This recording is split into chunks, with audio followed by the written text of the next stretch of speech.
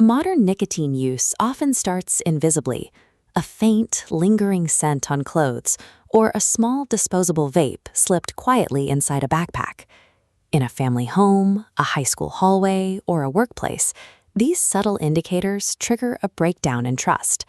The resulting tension pits managers against staff or parents against children, challenging the environment's rules. The health risks driving these rules are severe. Tobacco kills over 7 million people every year, with the vast majority of the damage stemming from the toxic chemicals released when it burns. Vaping removes that combustion, but while swapping smoke for vapor might reduce exposure to certain toxins, it introduces a new set of unknown long-term impacts and immediate physiological reactions. Users frequently experience coughing, throat irritation, and dizzy spells. It is an active biological stressor, making it especially concerning when children and teens are exposed. Because these products are so easily concealed, parents and employers are left trying to enforce boundaries without clear proof.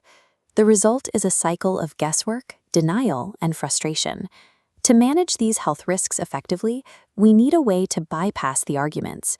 We must shift the conversation away from stressful accusations and ground it in objective biological evidence. Finding that evidence is scientifically tricky. The human body is incredibly efficient at processing and eliminating nicotine, meaning the chemical leaves the system almost as quickly as it enters. To understand this, we use a biological metric called a half-life. This is simply the time it takes for the concentration of a given substance in your body to reduce by exactly half. This graph shows nicotine's incredibly short half-life. Within 3 hours, nicotine levels plunge toward zero. Expanding the timeline to 20 hours, the problem is obvious. A nicotine-only urine test will likely return negative unless exposure happened moments ago.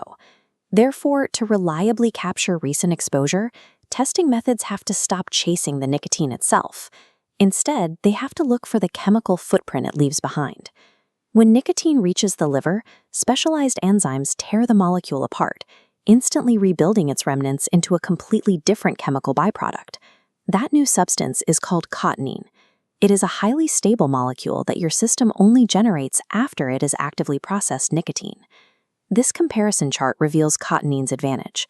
While the nicotine line plummets, a bright green cotinine arc remains elevated for 15 to 20 hours. This massive gap creates a reliable detection window, meaning a standard urine test can spot cotinine from the previous day. A cotinine test identifies recent nicotine intake from any source, whether from cigarettes or disposable vapes or nicotine pouches, providing a clear marker of exposure regardless of the specific product used. By tracking this precise metabolic conversion, modern smoking tests turn the liver's natural timeline into a practical tool, bringing a hidden habit clearly into the light. A positive cotinine result confirms recent exposure. To understand the risk of lung disease, cancer, or addiction, this data must be interpreted alongside a full medical assessment.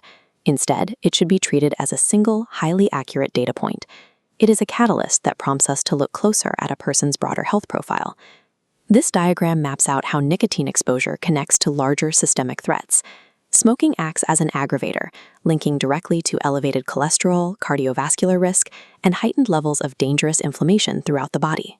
Back in the real world, having this biological data point is incredibly useful. It allows parents, schools, and employers to enforce their safety and health policies with confidence and fairness. When you replace endless suspicion with indisputable facts, the entire conversation changes. You move away from punitive arguments and open the door for practical support and meaningful early intervention. That intervention matters because the body begins healing almost immediately upon quitting. A person's pulse rate normalizes within 20 minutes, and within just 8 hours, dangerous carbon monoxide levels in their blood drop by half. By relying on specialized tools like cotinine testing, we stop wasting time debating suspicions. We get the answers we need to take action, set clear boundaries, and ultimately protect long-term health.